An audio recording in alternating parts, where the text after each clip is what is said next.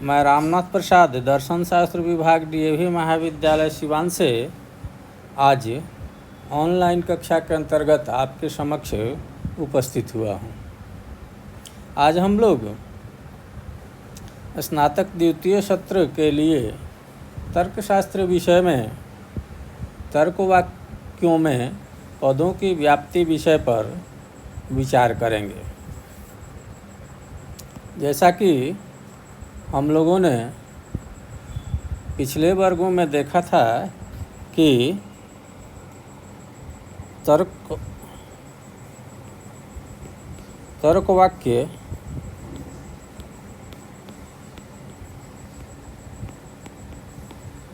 चार प्रकार के होते हैं।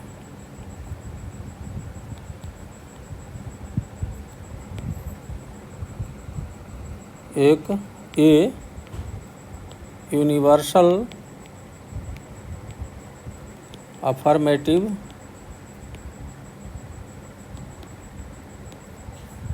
प्रोपोजिशन, ई यूनिवर्सल नेगेटिव प्रोपोजिशन, आई particular affirmative proposition,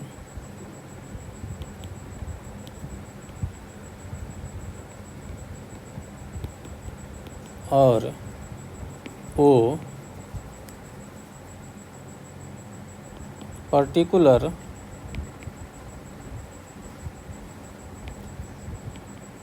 negative proposition.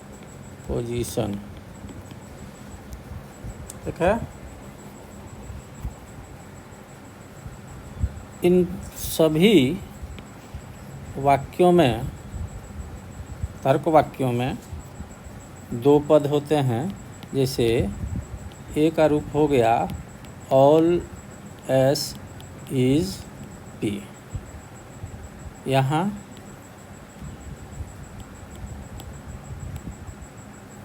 Subject और प्रेडिकेट को टर्म कहा जाता है, पद कहा जाता है। इसी तरह ई में नो एस इज पी और आई में सम एस इज पी, ओ में सम एस इज नॉट पी। यहाँ हम देखते हैं कि प्रत्येक वाक्य में दो पद होते हैं, एक सब्जेक्ट और प्रेडिकेट। इसी तरह से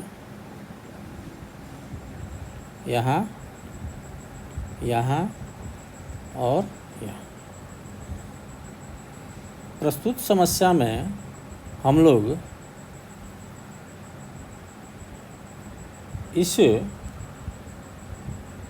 विषय पर विचार करेंगे, इस तथ्य पर विचार करेंगे कि ई, आई और ओ में कौन कौन से पद व्याप्त होते हैं। अर्थात ए में सब्जेक्ट या प्रेडिकेट व्याप्त रहता है, एस में सब्जेक्ट या प्रेडिकेट में से कौन व्याप्त रहता है, उसी तरह से आई में सब्जेक्ट या प्रेडिकेट में से कौन व्याप्त रहता है, और ओ में सब्जेक्ट और प्रेडिकेट में से कौन व्याप्त रहता है। व्याप्ति का क्या अर्थ है?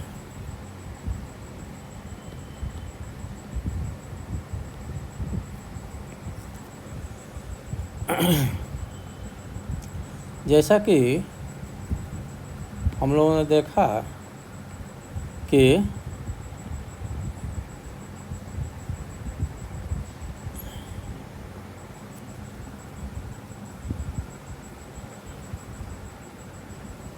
सब किसी भी वाक्य में पद होते हैं, सब्जेक्ट या प्रेडिकेट होते हैं, पहले आप लोगों ने पढ़ा होगा कि पद उसे कहते हैं जो सब्जेक्ट या प्रेडिकेट बनने की क्षमता रखता है या बनता है। अब पद में दो चीज़ें होती हैं, दो अवयव होते हैं। एक को कहा जाता है गुणवाचकता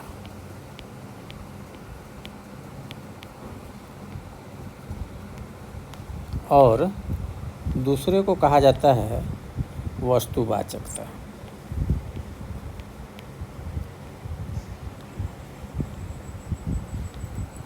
गुणवाचकता किसी पद के सामान्य और आवश्यक गुणों को कहते हैं। जैसे हम कहते हैं मैन या मनुष्य, तो मैन से जिस वस्तु का बोध होता है उसके जो सामान्य और आवश्यक या विभेदक गुण जो होते हैं उन्हें हम दोनों को मिलाकर, या एक है तो एक ही को लोग गुणवाचकता कहते हैं। अर्थात ऐसे गुण जो उस तरह की वस्तु में सभी में पाई जाती हैं और ऐसे गुण जो केवल उसी में पाया जाता है। जैसे पशुता और विवेकशीलता मनुष्य के सामान्य और आवश्यक गुण हैं। तो इस तरह पशुता जो है वो सामान्य गुण है और विवेकशीलता आवश्यक गुण है। ठीक है।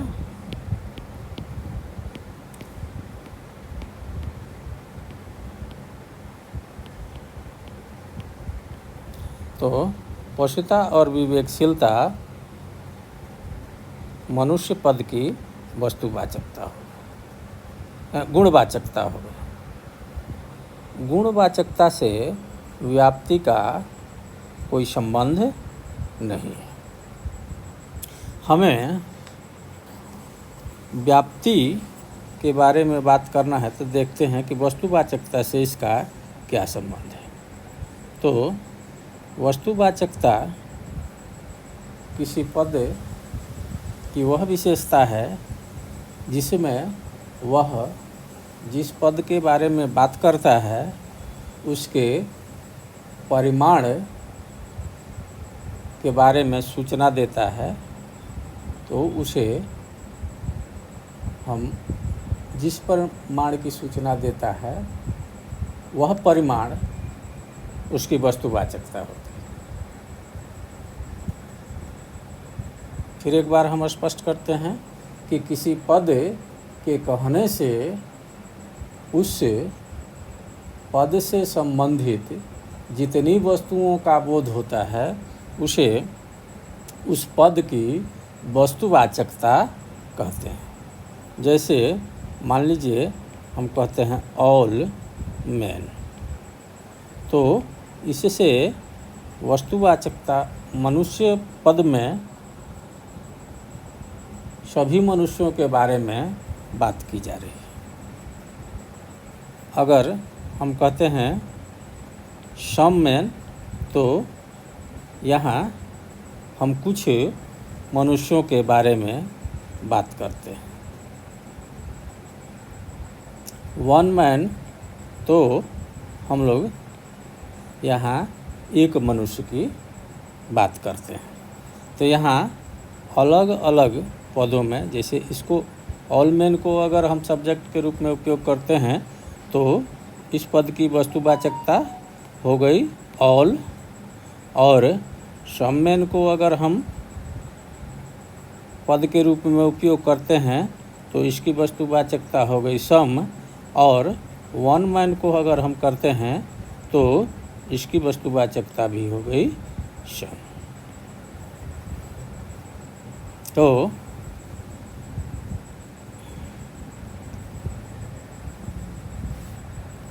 हम किसी पद में ऑल या सम की बात करते हैं, वस्तुवाचकता या तो ऑल के बारे में बात हो सकती है या सम के बारे में बात हो सकती है। तो इस तरह से अगर ऑल के बारे में बात होती है तो उस पद को डिस्ट्रीब्यूटेड कहा जाता है। जैसे ऑल मैन अगर हम कहते हैं तो यहाँ ऑल मैन पद में मैन डिस्ट्रीब्यूटेड है। अगर ऑल से कम की बात की जाती है, सम की बात की जाती है, तो कहेंगे कि मैन टर्म जो है, मैन पद जो है, मनुष्य पद जो है वो अनडिस्ट्रीब्यूटेड है।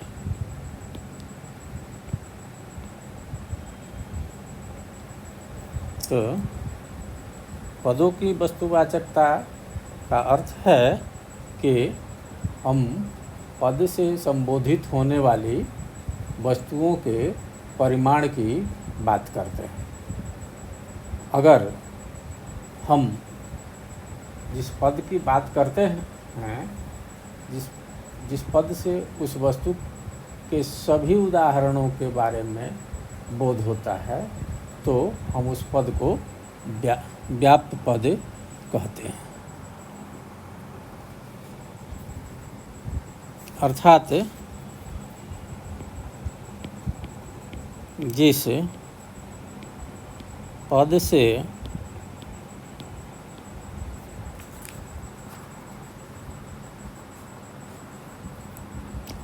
उसकी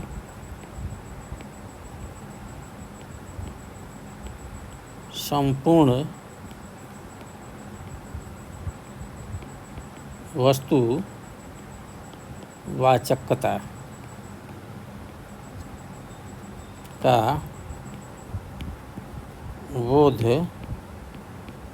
होता है, उसे व्याप्त पद कहते हैं।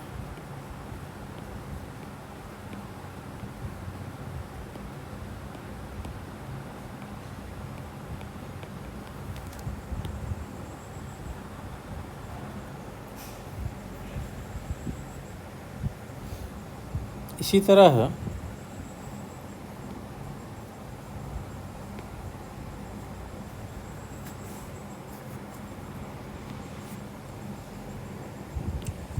जिस पद से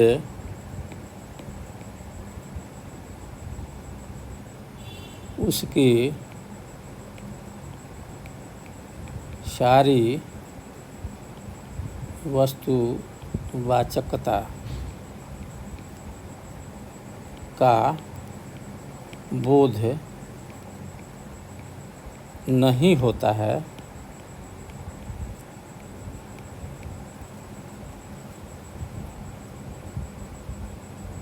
उस पद को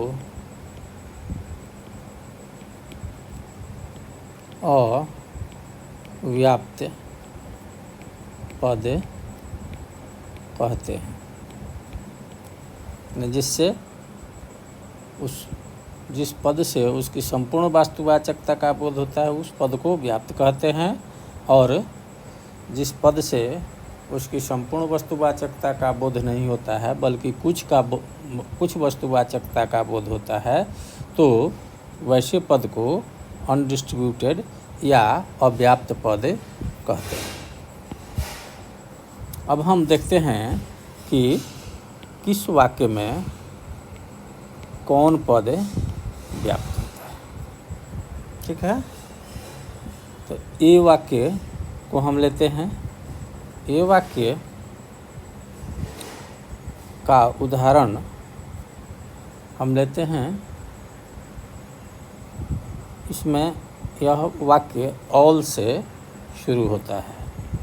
ऑल एस इज पी इसका सांकेतिक उदाहरण है। या हम इसका वस्तुगत उदाहरण लेते हैं तो all men are mortar.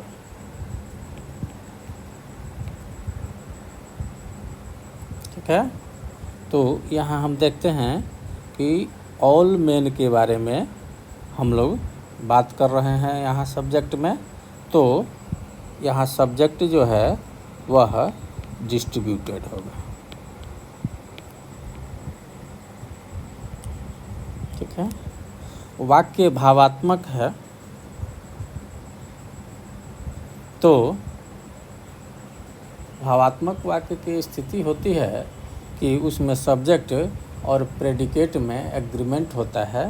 Predicate जो है वो सब्जेक्ट के विशेषता के रूप में उसके साथ संबंधित रहता है।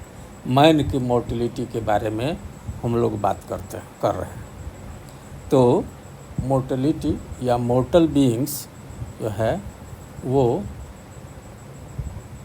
केवल मनुष्य नहीं है। हम यहाँ कह रहे हैं कि all man are mortal beings.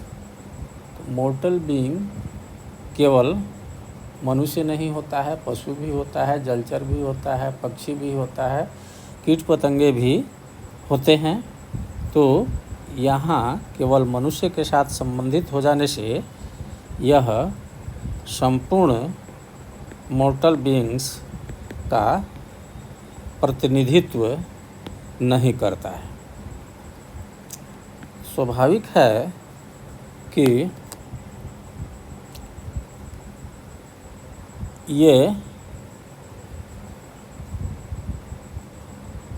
कुछ मोर्टल बीइंग्स की बात करता है। तो जब कुछ की बात करता है, सभी मोर्टल बीइंग्स की बात नहीं करता है, तब हम प्रेडिकेट के बारे में यह नहीं कह सकते हैं कि यह डिस्ट्रीब्यूटेड है, अर्थात यह अनडिस्ट्रीब्यूटेड होता है।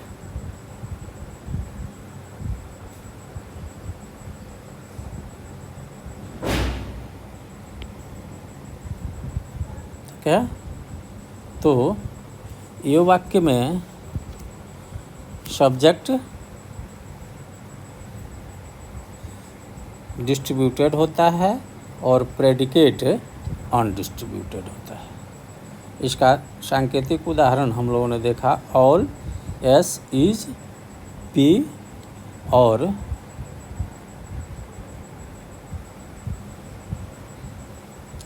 वास्तविक उदाहरण है ऑल मेन आर मोर्टल्स। अब हम ई वाक्य पर विचार करते हैं।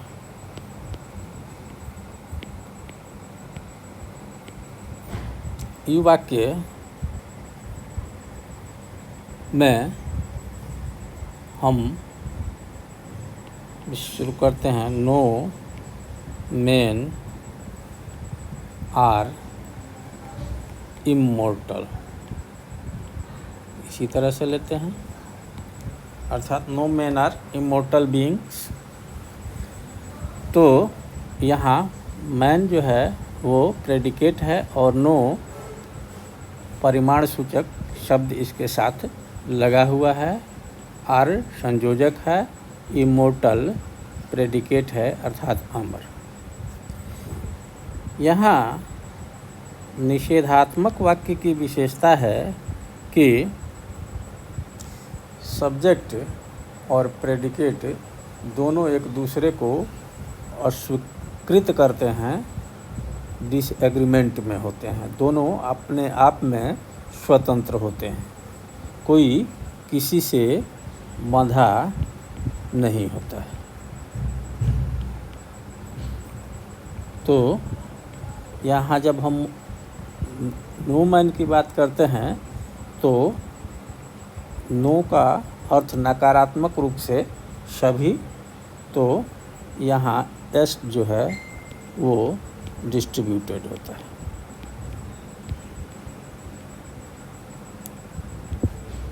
और इसी तरह इमोर्टल की बात करते हैं तो इमोर्टल चूँकि स्वतंत्र है, सभी प्रकार के इमोर्टल्स पर लागू होता है। तो यहाँ पी भी डिस्ट्रीब्यूटेड होता है, अर्थात ई वाक्य में एस और पी दोनों डिस्ट्रीब्यूटेड होते हैं, सब्जेक्ट और प्रेडिकेट दोनों डिस्ट्रीब्यूटेड होते हैं। अब हम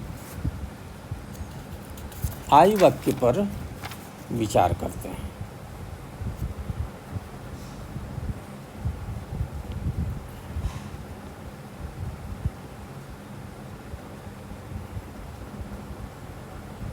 आई वाक्य को लेते हैं, जैसे सम स्टूडेंट्स आर इंटेलिजेंट।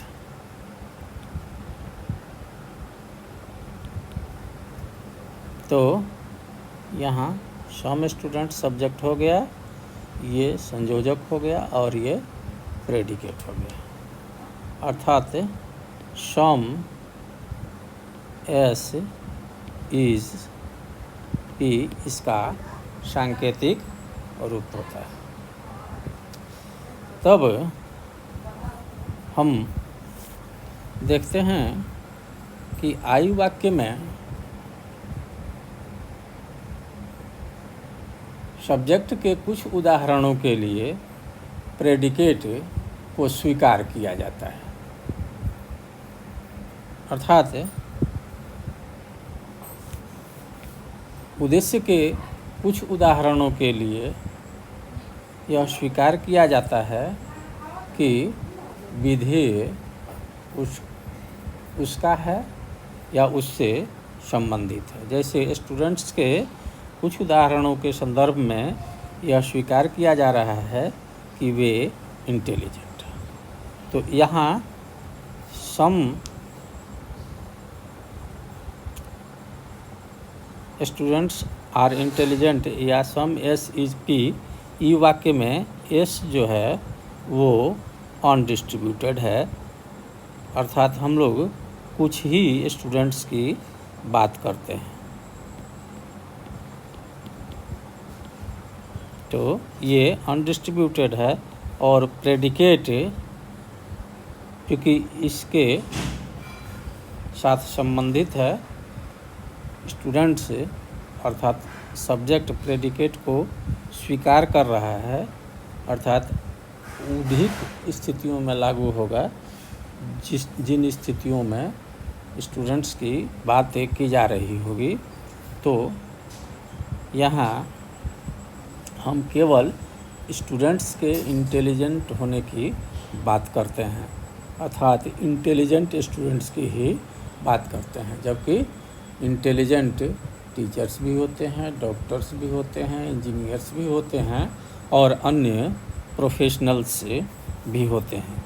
तो यहाँ हम ऑल इंटेलिजेंट बीइंग्स की बात नहीं कर रहे हैं, इसलिए आई में पी भी अनडिस्ट्रीब्यूटेड होता है।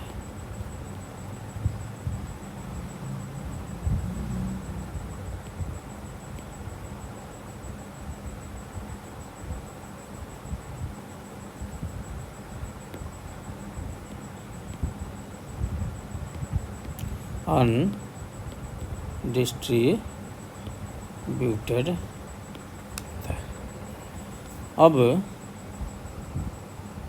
हम लोग ओ वाक्य की बात करते हैं।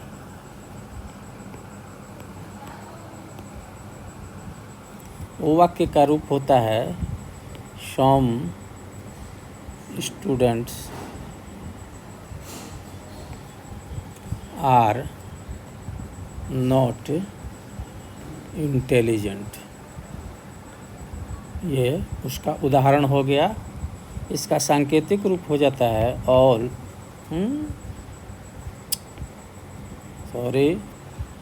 इसका सांकेतिक रूप हो जाता है सम एस इज नॉट पी। यहाँ हम देखते हैं कि वो वाक्य में उद्देश्य के कुछ उदाहरणों के लिए विधेय को अस्वीकार किया जाता है। अर्थात सब्जेक्ट और प्रेडिकेट दोनों एक दूसरे से स्वतंत्र है, एक दूसरे की विशेषता बताते हैं, लेकिन इनमें अपनी स्वतंत्रता है। तो यहाँ सम स्टूडेंट्स जो है उसके साथ सम लगा हुआ है, इसलिए यह स्टूडेंट्स के कुछ उदाहरणों की बात करता है। अर्थात इसका सब्जेक्ट जो है वो अनडिस्ट्रीब्यूटेड है।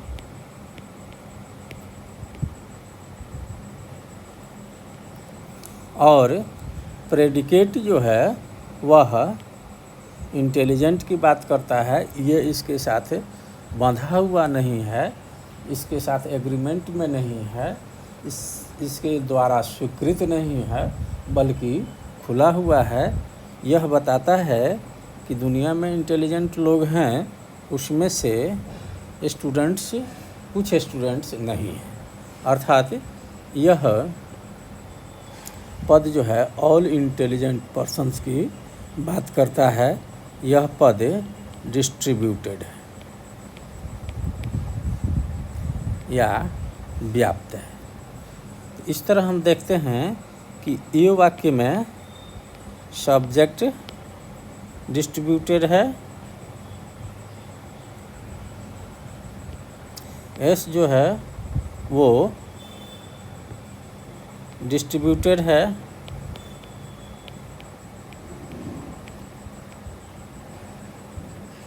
और प्रेडिकेट है वो अनडिस्ट्रीब्यूटेड है।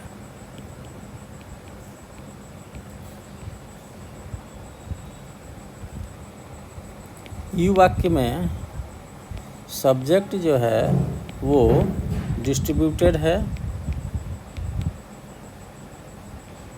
और प्रेडिकेट भी डिस्ट्रीब्यूटेड है। आयु वाक्य में सब्जेक्ट अनडिस्ट्रीब्यूटेड है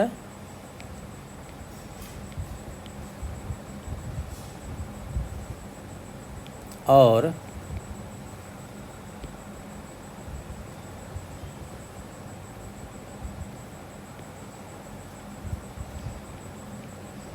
प्रेडिकेट भी अनडिस्ट्रीब्यूटेड है।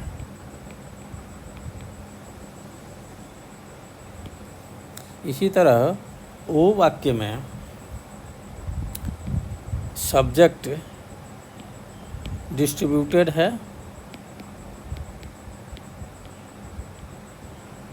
और प्रेडिकेट ओ वाक्य में सब्जेक्ट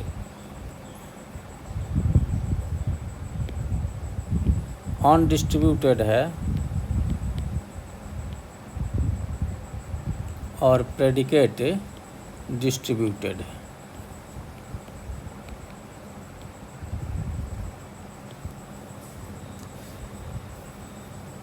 इसको अगर संक्षिप्त तालिका से देखें तो इस रूप में व्यक्त किया जा सकता है। इसको मिटा देते हैं अभी तत्काल।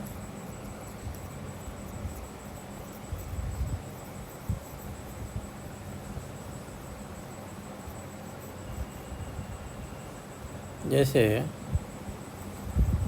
हम इसको एक टेबल के रूप में या एक तालिका के रूप में, सारणी के रूप में बनाते हैं। जैसे हम वाक्य लेते हैं, ठीक है, उद्देश्य लेते हैं, और फिर विधेय लेते हैं, ठीक है।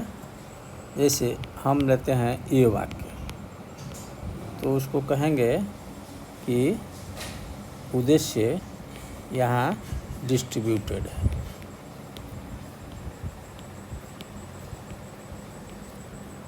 और विधेय अनडिस्ट्रीब्यूटेड है।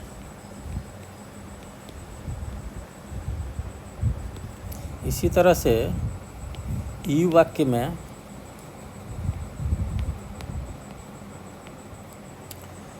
उद्देश्य डिस्ट्रीब्यूटेड है और विधेय भी डिस्ट्रीब्यूटेड है। आई वाक्य जो है वह उद्देश्य अनडिस्ट्रीब्यूटेड है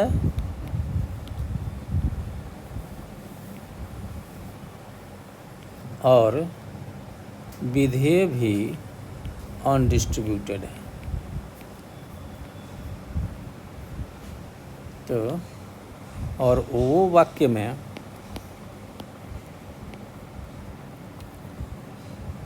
सब्जेक्ट जो है वह अनडिस्ट्रीब्यूटेड है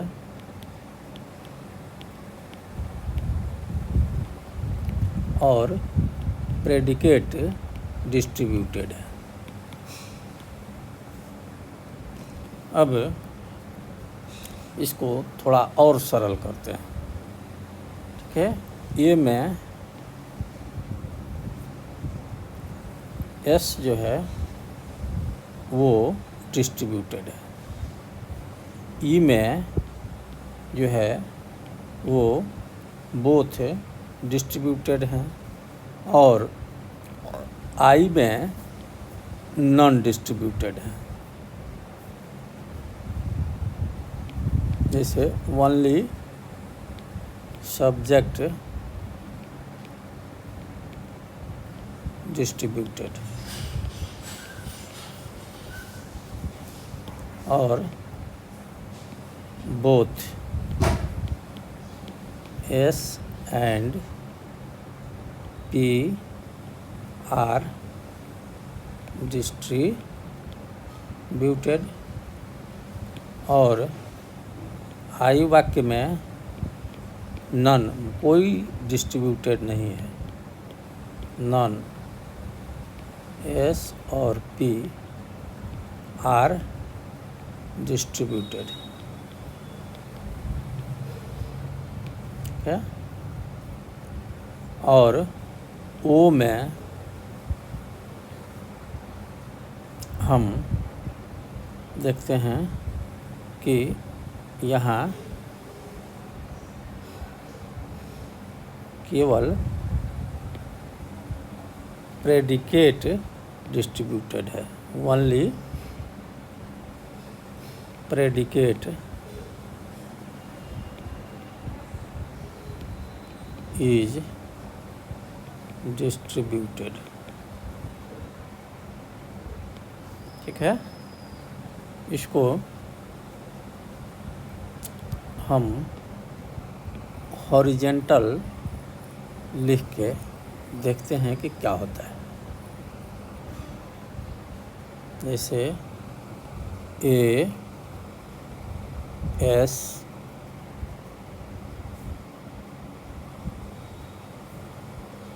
ई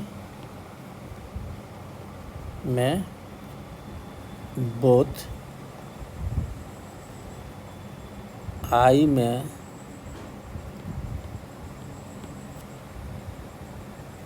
नॉन डिस्ट्रीब्यूटेड और ओ में प्रेडिकेट डिस्ट्रीब्यूटेड।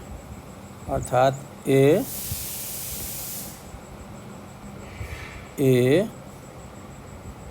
में सब्जेक्ट, ई में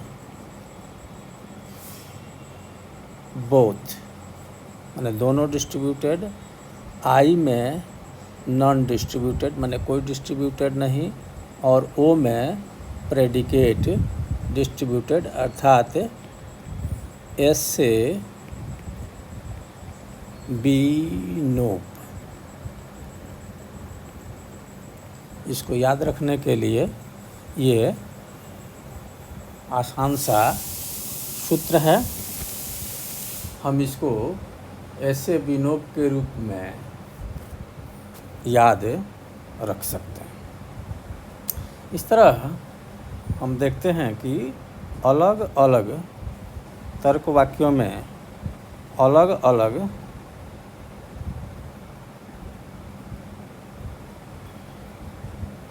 पद व्याप्त होते हैं।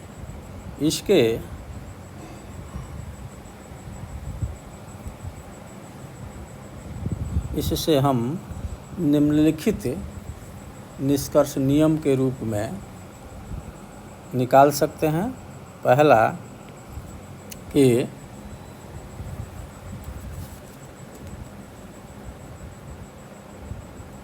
निषेधात्मक तर्क वाक्यों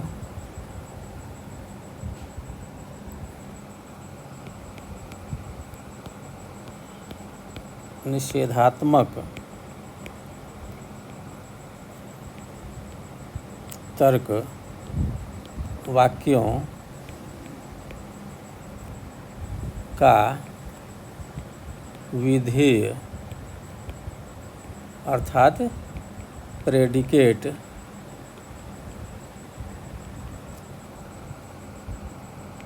व्याप्त अर्थात डिस्ट्रीब्यूटेड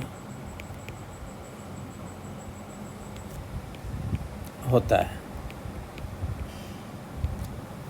जैसे दो ही वाक्य हैं, निषेधात्मक E no man are mortar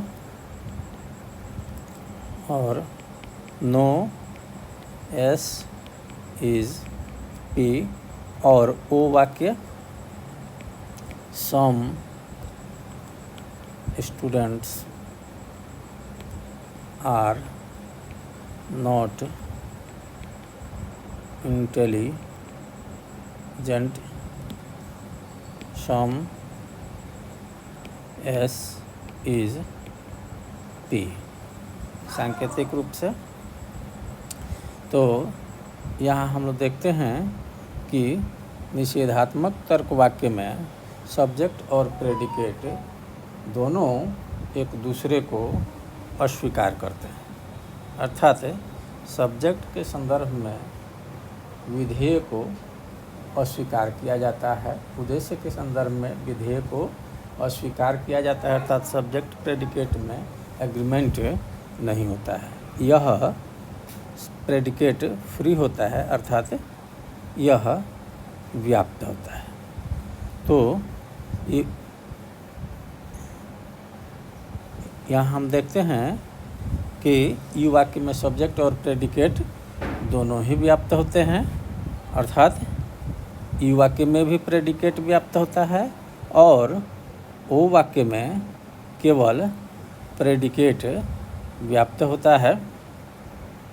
तो यहाँ दोनों ही वाक्यों में हम देखते हैं कि प्रेडिकेट डिस्ट्रीब्यूटेड है। अब क्योंकि जगह नहीं है इसलिए हम एक और पन्ना लेते हैं। अब हम दूसरा नियम देखते हैं। इसमें है दूसरा निष्कर्ष कि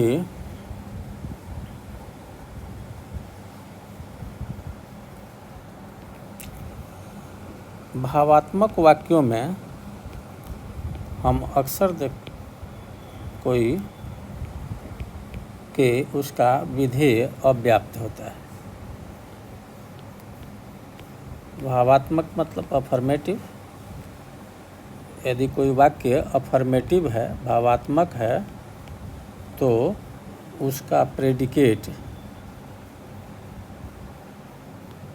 है तो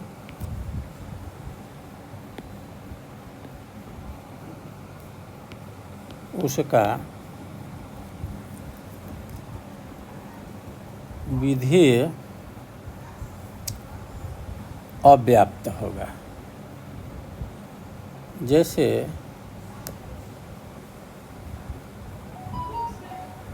हम देखते हैं कि all men are mortal. All men are mortal में सब्जेक्ट जो है डिस्ट्रीब्यूटेड है,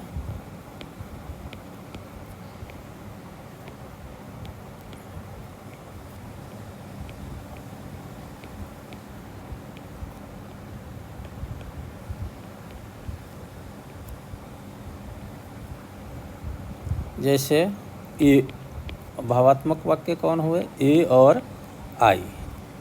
all men are mortal, all teachers are sorry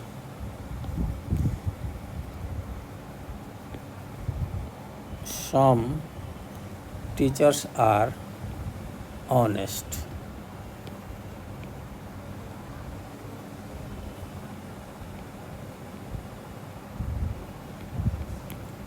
ठीक है, तो यहाँ ऑल एस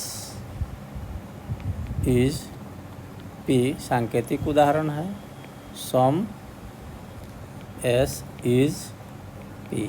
यहाँ हम लोगों ने देखा था कि और ये वाक्य में सब्जेक्ट डिस्ट्रीब्यूटेड है और प्रेडिकेट अनडिस्ट्रीब्यूटेड है।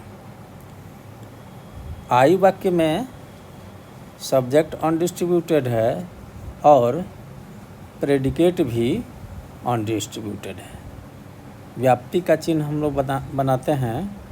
जो वाक्य व्याप्त होता है उसे हम ऐसे टिक मार्क करते हैं और उसके ऊपर, और जो अनडिस्ट्रीब्यूटेड होता है उसमें ऊपर क्रॉस का चिन्ह बना देते हैं। तो इस तरह हम देखते हैं कि ए में भी, ए में पी जो है प्रेडिकेट अनडिस्ट्रीब्यूटेड है और आई में भी प्रेडिकेट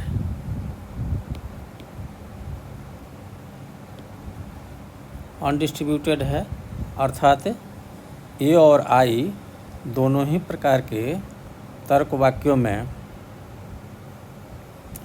ये विधेय पद अनडिस्ट्रीब्यूटेड होता है। अब हम आगे देखते हैं तीसरा नियम।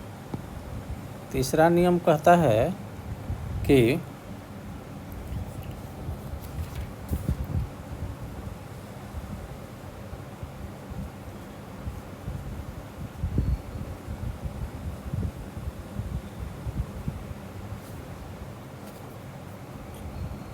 तीसरा नियम में है कि अगर कोई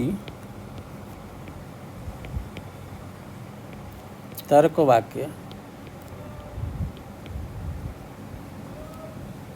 सर्वव्यापी है या पूर्णव्यापी है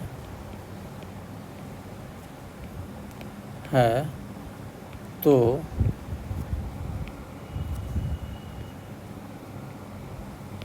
उसका उद्देश्य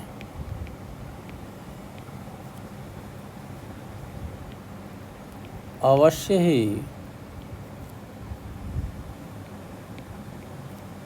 व्याप्त होगा। तो हम देखते हैं कि सर्वव्यापी वाक्य दो ही हैं, ए और ई।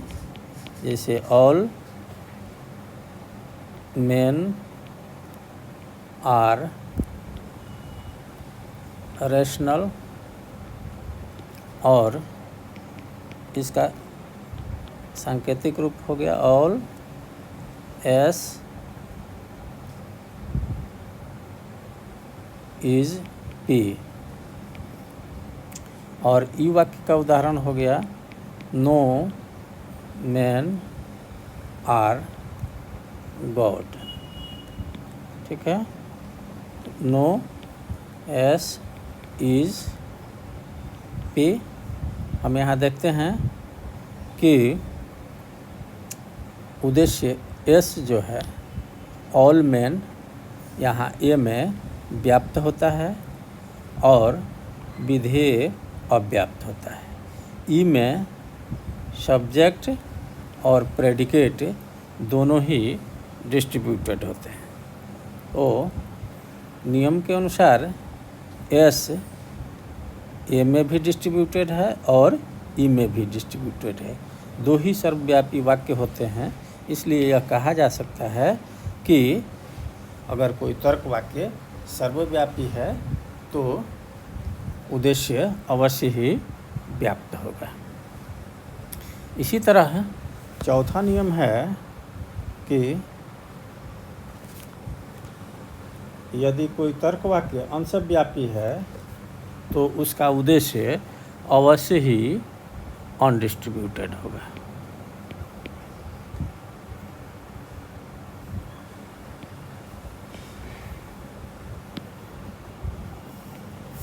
अगर कोई तर्क वाक्य अंशव्यापी है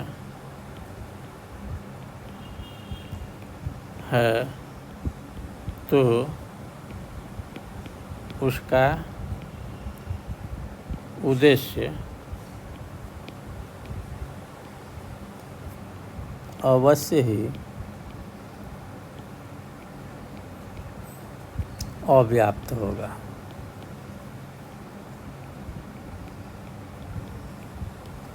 ठीक है, तो अंशव्यापी वाक्य कौन कौन है? आई और ओ। तो आई वाक्य का उदाहरण है सम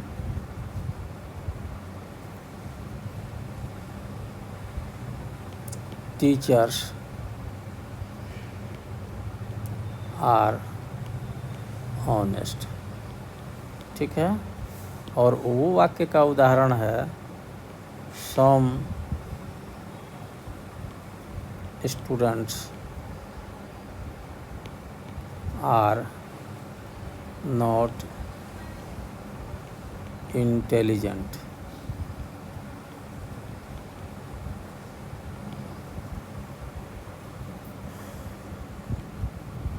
तो यहाँ देखते हैं कि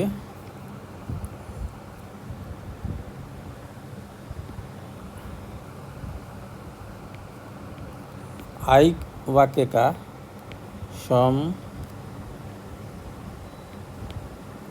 टीचर्स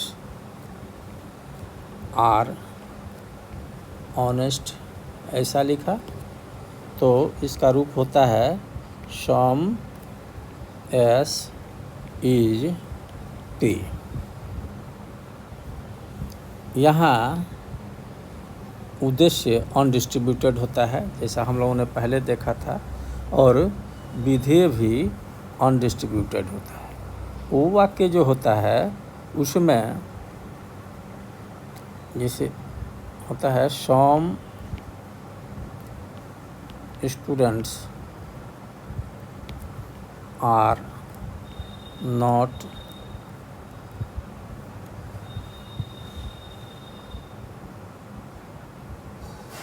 इंटेलिजेंट। ठीक है, तो हम देखते हैं इसका रूप हो जाता है सम एस इज नॉट पी। इसमें सब्जेक्ट अनडिस्ट्रीब्यूटेड होता है और प्रेडिकेट डिस्ट्रीब्यूटेड होता है। इस तरह हम देखते हैं कि यहाँ आई में भी सब्जेक्ट डिस्ट्रीब्यूटेड है और ओ में भी सब्जेक्ट डिस्ट्रीब्यूटेड है। इसलिए इसको सामान्य नियम के रूप में याद रखा जा सकता है कि अंशव्यापी वाक्यों में केवल सब्जेक्ट अवश्य ही व्याप्त होता है। तो व्याप्ति के संदर्भ में याद रखना है कि भावात्मक वाक्यों में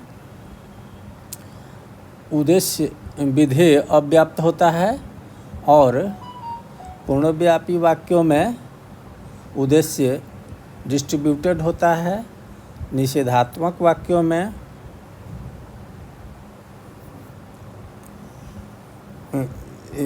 प्रेडिकेट अवश्य ही व्याप्त होता है और अंशव्यापी वाक्यों में सब्जेक्ट अवश्य ही अनडिस्ट्रीब्यूटेड होता है।